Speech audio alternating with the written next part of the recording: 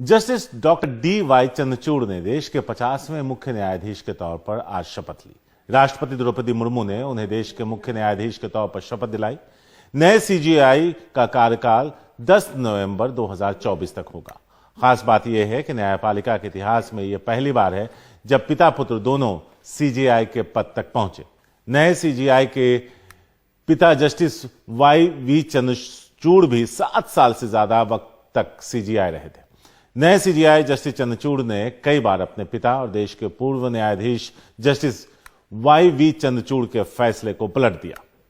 नए CJI justice Chandrachud को कई ऐतिहासिक फैसलों के लिए जाना जाता है, जिसमें अयोध्या भूमि विवाद, धारा 377 के तहत समलैंगिक संबंधों को अपराध की श्रेणी से बाहर करने, आधार योजना की वैधता से जुड़े मामले, सबरीमला मंदिर में महिला अधिकारियों को अस्थायी कमीशन को एंट्री और महिला अधिकारियों को स्थायी कमीशन सेना में देने, भारतीय नौसेना में महिला अधिकारियों को स्थायी कमीशन दिलाने जैसे फैसले शामिल हैं। जस्टिस चंद्रचूड़ ने नए सीजेआई के रूप में शपथ लेने के फौरन बाद एनडीटीवी से कहा कि मैं अपने कार्यों से न्यायपालिका में जनता का भरोसा कायम रखूंगा। सिर्फ शब्दों से नहीं बल्कि काम से ये करके दिखाएंगे।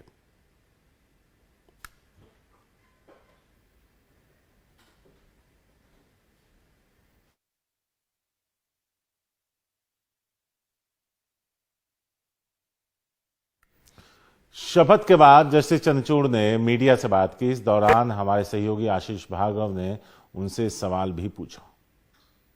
सर, आपकी प्रायोरिटीज क्या होंगी? देश में सीजेआई बने हैं आप, 2 साल आपके ऊपर बहुत बड़ी जिम्मेदारी है, लोग देख भी रहे हैं आपकी तरफ। सामान्य नागरिक की सेवा करना ये मेरी प्रायोरिटी है।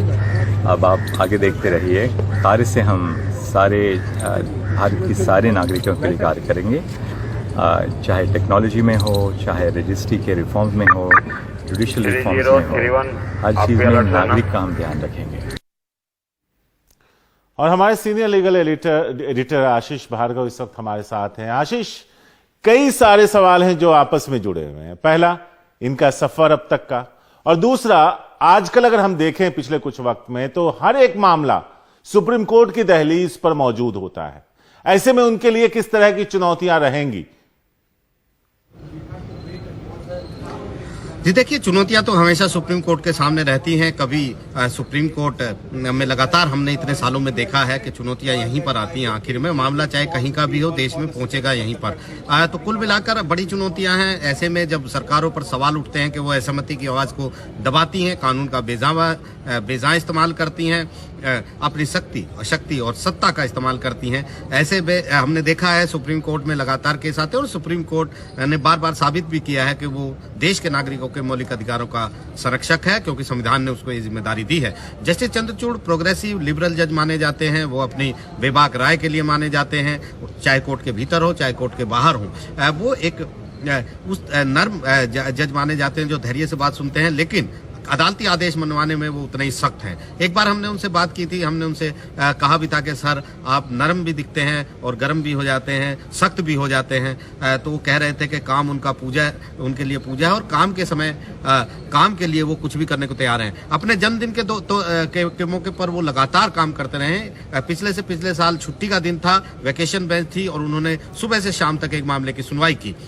निश्चित तौर पर एक बड़ी जिम्मेदारी, आज उन्होंने कहा भी है कि बड़ा मौका है, बड़ी जिम्मेदारी भी है। आम लोगों के लिए काम करेंगे, बोलकर नहीं, शब्दों से नहीं, बल्कि कार्य भी करेंगे।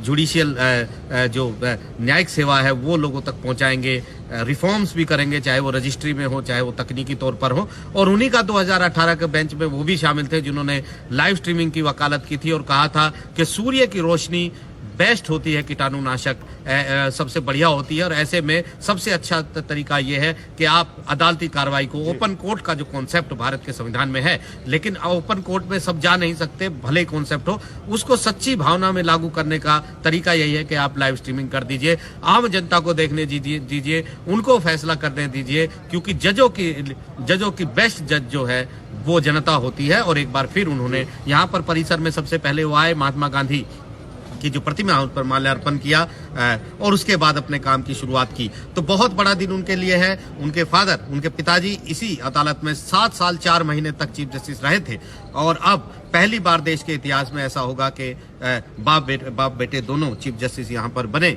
और अब एक बड़ा पद मिला है, बड़ी जिम्मेदारी भी मिली है। लेकिन वो पहले से हमने इतने सालों में उनको देखा है काम करते हुए यहाँ पर। वो एक ऐसे जज हैं जो अदालती आदेश को मनवाना भी जानते हैं, वो नरम भी रहना जानते हैं, वो अपने धैर्य को भी बरकरार रखते हैं।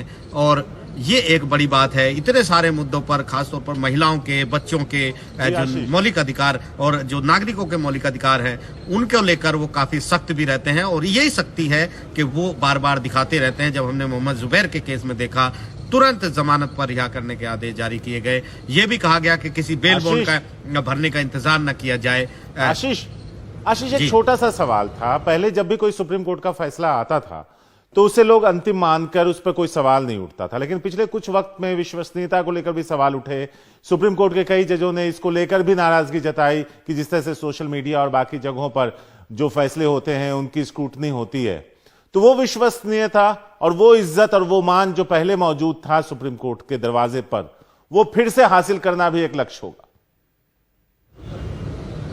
जी बिल्कुल, देखिए पिछले कुछ वक्त से हमने देखा है तस्वीरें बदली हैं। जस्टिस ललित आए थे, उसके बाद से बहुत सारी चीजों में बदलाव हुआ था। और उन्होंने कल हम लोगों से बात भी की थी इनफॉर्मल, और कहा था कि जो बदलाव सुप्रीम कोर्ट में देखने को मिल रहे हैं वो ऐसा नहीं है कि वो लेकर आए थे। सारे जजों के साथ बैठ के उन्होंने ये रणनीति बनाई थी। हमने देखा किस तरह तीस्ता सीतलवाड़ को जमानत दी गई, उसके बाद मोहम्मद जुबैर को जमानत दी गई। हमने देखा किस तरीके से बड़े बड़े आदेश यहाँ पर सुप्रीम कोर्ट से जारी हुए।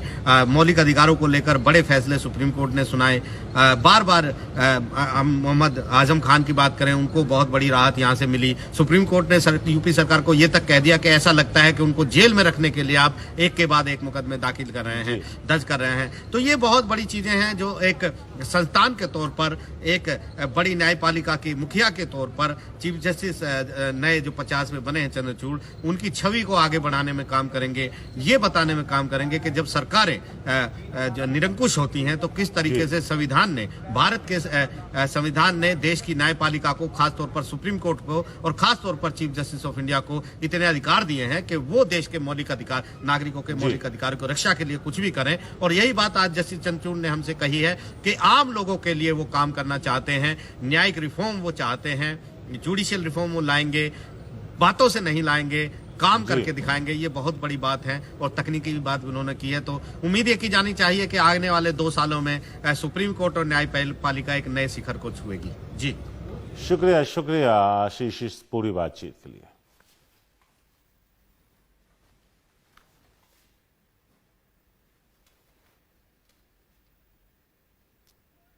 सर, कैसे देश के लोगों को आप भरोसा दिलाएंगे कि किस तरीके से न्यायपालिका उनके साथ है? मेरे कार्य से देश के लोगों को, नागरिकों को मैं विश्वास दिलाऊंगा, शब्दों से ही केवल नहीं पर कार्य से। तो 2 साल तक जस्टिस चंद्रचूड़ सीजीआई रहेंगे देश के।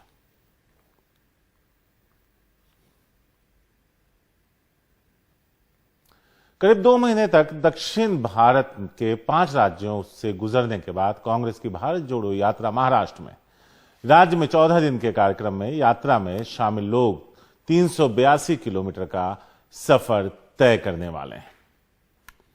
जब राहुल गांधी और उनका कारवां महाराष्ट्र में दाखिल हुआ था नांदेड़ में, तो हाथ में मशाल लेकर वो यहां मौजूद थे।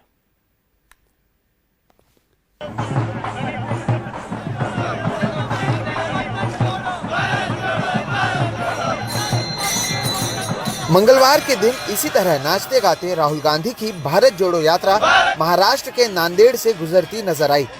सोमवार रात तेलंगाना की अपनी यात्रा पूरा कर कांग्रेस नेता राहुल गांधी नांदेड़ के देगलूर इलाके में पहुंचे और महाराष्ट्र में 14 दिनों की अपनी यात्रा की उन्होंने शुरुआत की।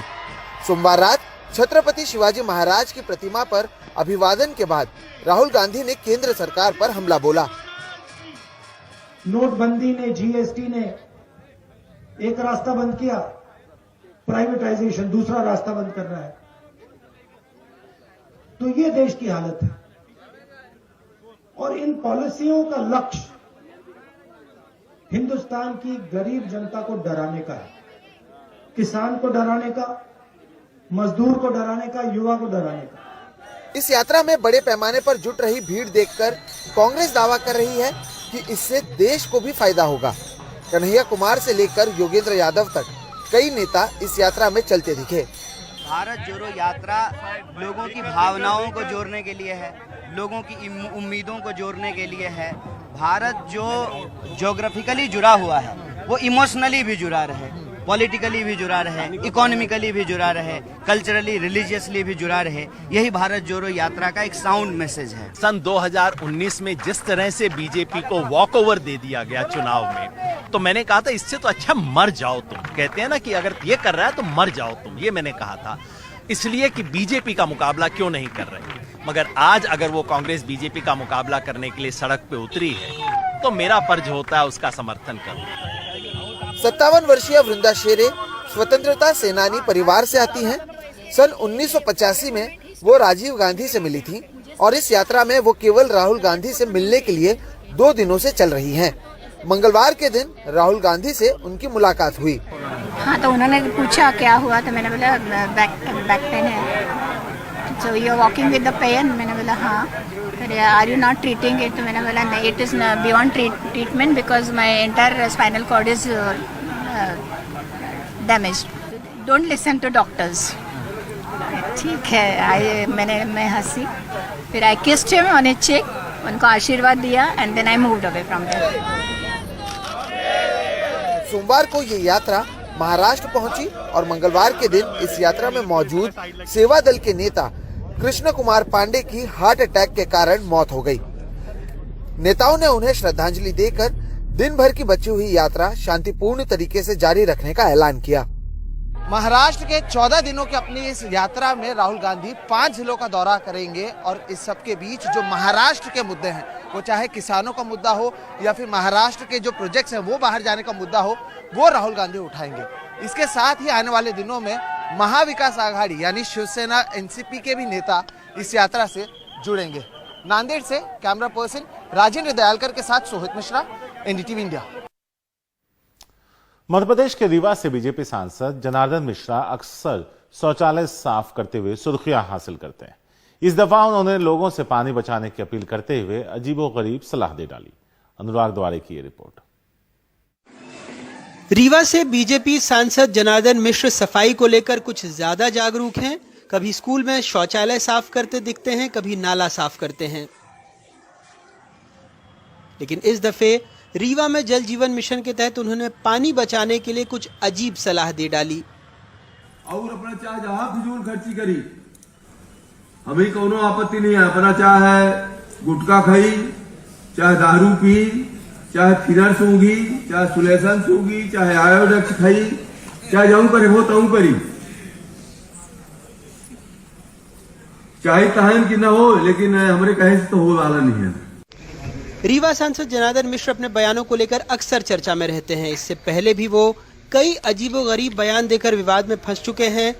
हाल में जबलपुर में प्रोटोकॉल में चूक होने पर वो ऑटो में बैठकर स्टेशन चले गए थे। तब अधिकारी 40 किलोमीटर दूर उन्हें मनाने पहुंचे थे। रीवा से जावेद के साथ अनुराग द्वारी की रिपोर्ट, एनडीटीवी इंडिया। आम आदमी पार्टी दिल्ली नगर निगम के चुनाव में कूड़े को सबसे बड़ा मुद्दा बता रही है। इसके तहत पार्टी ने कूड़े पर जनसंवाद नाम से चुनाव प्रचार अभियान शुरू किया। 4 दिसंबर को दिल्ली नगर निगम का चुनाव है और पार्टी ने इसके लिए कमर कस ली है। दिल्ली नगर निगम चुनाव के लिए आम आदमी पार्टी ने प्रचार शुरू कर दिया है। आम आदमी पार्टी इन चुनावों के लिए कूड़े को सबसे बड़ा मुद्दा मानती है, इसलिए कूड़े पर जनसंवाद करके बीजेपी को घेरने की कोशिश में लगी है। एमसीडी का एक सबसे जरूरी काम क्या होता है बताइए? साफ सफाई। अब आप बताओ कि आपके इलाके में साफ सफाई होती है कि नहीं होती? नहीं होती जी। जिसको लगता है नहीं होती जरा हाथ खड़े करके दिखा दीजिए। बहुत मीडिया वाले आए हुए हैं। नहीं होती है ना सफाई? क्या समस्या बता रही हैं? यही कूड़े की। मैं तो रोज जमादार को बोलती हूँ ऊपर से आके नीचे कूड़ा उठाओ। ये हमारा काम नहीं है, दूसरे को बोलो। मैं किसको ढूंढूं जाके? इतनी उम्र में कहाँ आएगा, कौन सफाई करेगा आके? हमें पैसे देने पड़ते हैं उनको कूड़ा उठाने के लिए। अच्छा, यहाँ पे एमसीडी के किसी भी बोल दो, वो कहते हैं साहब हमारा काम नहीं है, आप किसी और को दे दीजिएगा। वो दे दीजिए 50 रुपए दो, 100 रुपए दो, 100 रुपए दो। आप एक बोरी एक कट्टा उठाएगा और जाके दे आएगा। जगह जगह पानी का सीवरेज है वो भी खुला है, ढक्कन भी बंद नहीं है, पानी के खड्डे भरे हुए हैं। अगर कर्मचारी को बोलो कि आप ये जरा साफ कर दीजिए, रोड क्लीन करो, नहीं है हमारा काम नहीं, हम ये इतना पानी कैसे निकालेंगे। आम आदमी पार्टी दिल्ली की 3 बड़ी लैंडफिल साइट गाजीपुर, भलसवा और ओखला को दिखाकर यह दावा कर रही है कि बीजेपी 16 और ऐसे कूड़े के पहाड़ दिल्ली में बनाने जा रही है, इसलिए इस बार बीजेपी नहीं आपको मौका दें। हालांकि बीजेपी का कहना है कि आम आदमी पार्टी साफ सफाई और कूड़े का मुद्दा उठाकर सफाई कर्मियों का अपमान कर रही है। जिन लोगों के पास कोई एजेंडा नहीं है, आज वो लोग 60,000 सफाई कर्मी जो अपने घर से निकलते हैं, जो अपने बच्चों को नहीं देख पाते हैं, जो अपने परिवार को सोता हुआ छोड़कर जाते हैं और अपने स्वास्थ्य की नहीं चिंता करते हैं, ऐसे 60,000 सफाई कर्मियों का अपमान आम आदमी पार्टी कर रही है, जो 11,000 मीट्रिक टन कूड़ा डेली उठाकर घरों के उठाकर गंदगी को साफ करते हैं। 2014 से अब तक दिल्ली में चुनावों का पैटर्न कुछ इस तरह रहा है। 2 लोकसभा चुनाव हुए, दोनों बीजेपी जीती। 2 विधानसभा चुनाव हुए, दोनों आम आदमी पार्टी जीती। अभी तक नगर निगम चुनाव एक ही हुआ है, वो बीजेपी जीती है। दूसरा नगर निगम चुनाव हो रहा है। बीजेपी इस पैटर्न को बरकरार रखेगी या फिर आम आदमी पार्टी बीजेपी का विजय रथ रोककर एक नया पैटर्न सेट करेगी, ये दिल्ली की जनता बताएगी 7 दिसंबर को। दिल्ली से अपने कैमरा सहयोगी मोहम्मद मुरसलीन के साथ मैं शरद शर्मा, एनडीटीवी इंडिया। और अब बात करते हैं दिल्ली के स्कूलों की। 5 नवंबर से दिल्ली में प्राइमरी स्कूल बंद होने के बाद आज एक बार फिर खुले।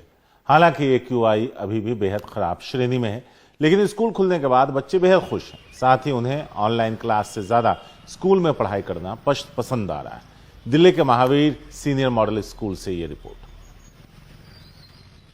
और आज से स्कूल खुल चुके हैं। जो प्राइमरी के बच्चे थे वो भी अब स्कूल जाने लगे हैं। ये देख सकते हैं यहाँ पे छोटे छोटे बच्चे भी हैं जो 1st से 5th क्लास तक में हैं। मैं दिल्ली के एक नॉर्थ दिल्ली के अंदर एक स्कूल है उसमें यहाँ खड़ा हूँ। आप देख सकते हैं छोटे छोटे बच्चे भी हैं। अब कुछ बच्चे मास्क भी लगा के जा रहे हैं और उनके पेरेंट्स भी यहाँ पे हैं। और साफ तौर पर देख सकते हैं जो एक ये था कि एयर क्वालिटी है वो अभी भी एक तरीके से कम नहीं हुई है, इतनी अच्छी प्रभाव नहीं है, प्रदूषण ही है। आप देख सकते हैं। बाबू आप स्कूल जा रहे हो, आज कैसा लग रहा है? मतलब बहुत दिनों बाद बहुत अच्छा लग रहा है। मतलब पॉल्यूशन भी तो नजर आ रहा है? नहीं नजर आ रहा है। तो फिर क्या मास्क लगाओगे? मैं लेकर आई। लेके आए हो? आप भी आप आज कितने दिनों बाद स्कूल आ रहे हो? मैं अभी बहुत दिनों बाद आ रहा हूँ। हाँ। क्योंकि मैं इतने दिनों से छुट्टी ले रहा था। अच्छा, पॉल्यूशन की वजह से थोड़ा सा ये था। यस। अभी आज फील हुआ कुछ पॉल्यूशन लग रहा था आज तुम्हें? बिल्कुल नहीं। बिल्कुल आज सही लग रहा है। आज बिल्कुल ठीक है। देखिए बच्चे तो कुछ कह रहे हैं कि आज पॉल्यूशन इन्हें यहाँ ठीक लग रहा है और आज इनका फिर से स्कूल खुले हैं तो एक अलग ही खुशी है बच्चों के अंदर। साफ तौर पर देख सकते हैं और थोड़े पेरेंट्स भी हैं, उनसे भी हम जानते हैं। क्या भाई कौन सी क्लास में हो तुम? 9th में। क्या आज पॉल्यूशन लगा कुछ? नहीं। आज अब सही लग रहा है आपको? नहीं। अब यानी ठीक है। तो बच्चे देखिए आप बात करना चाहेंगे, आप कौन सी क्लास में हो? सेकंड क्लास में। आज सुबह उठे थे तो पॉल्यूशन लग रहा था कुछ? पॉल्यूशन लग रहा था? यस। हाँ, तो क्या अच्छा लग रहा है कि स्कूल में आना है या नहीं? स्कूल में आना तो हमें बहुत अच्छा लगता है। हाँ, तो बट पॉल्यूशन की वजह से थोड़ी सेफ्टी मेंटेन करना जरूरी है। बिल्कुल। तो देखिए पेरेंट्स भी हैं, पेरेंट्स भी अब जा रहे हैं, छोड़ने आए हैं बच्चों को। थोड़ा सा पॉल्यूशन लगा था आप लोगों को आज लगा कि मतलब ये नहीं? 2 दिन बाद कंपैरेटिवली आज फिर ज्यादा लग रहा है। आज ज्यादा लग रहा है। मतलब 2-3 दिन से लग रहा था कि कुछ कंट्रोल में है, लेकिन आज फिर वापस। तो थोड़ा रिस्क लग रहा है कि बच्चों को फिर भेजना है? रिस्क पूरा लगता है, लेकिन क्या है, व्हाट इज द अल्टरनेटिव? कुछ और ऑप्शन नहीं है ना। तो क्या करेंगे? मतलब अभी ऑनलाइन क्लासेस भी बस मतलब कहने को रह गई हैं। तो इसलिए क्या करेंगे? There is no other option. लेकिन हाँ, डेफिनेटली हैजार्ड है, बहुत बड़ा प्रॉब्लम है। यानी देखिए पेरेंट्स भी हैं, वो कह रहे हैं कि बिल्कुल उनको एक लग रहा है कि प्रॉब्लम है। और देखिए छोटे छोटे बच्चे यहाँ पे स्कूल में जा रहे हैं और कुछ बच्चों ने मास्क भी लगाया हुआ है। तो साफ तौर पे दिख रहा है कि बच्चों के लिए एक तरीके से खुशी तो होती है कि स्कूल दोबारा से खुल गए, लेकिन वो पेरेंट्स हैं, पेरेंट्स ही बता पाते हैं कि उन्हें कितनी प्रॉब्लम हो रही है और उन बच्चों के लिए कितना एक रिस्क है। नई दिल्ली से अली अब्बास नकवी, एनडीटीवी के लिए।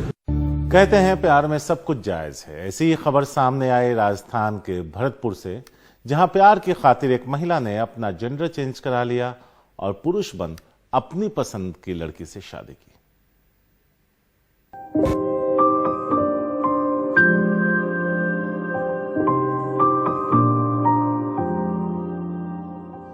शारीरिक शिक्षक मीरा को अपने ही स्कूल की छात्रा कल्पना से प्यार हो गया। प्यार इतना परवान चढ़ा कि मीरा लिंग परिवर्तन कराकर लड़का बन गईं। उन्होंने कल्पना के साथ 2 दिन पहले शादी रचा ली।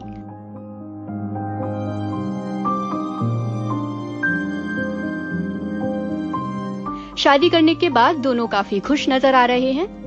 दुल्हन कल्पना ने बताया कि दोनों में प्यार था, इसलिए शादी कर ली। ये सर्जरी भी ना करवाते तो भी मैं इनके साथ शादी करने के लिए तैयार हो जाती। मीरा अब आरव हैं। उनका कहना है कि उन्होंने लड़की के तौर पर जन्म जरूर लिया, लेकिन खुद को लड़का महसूस करती रही।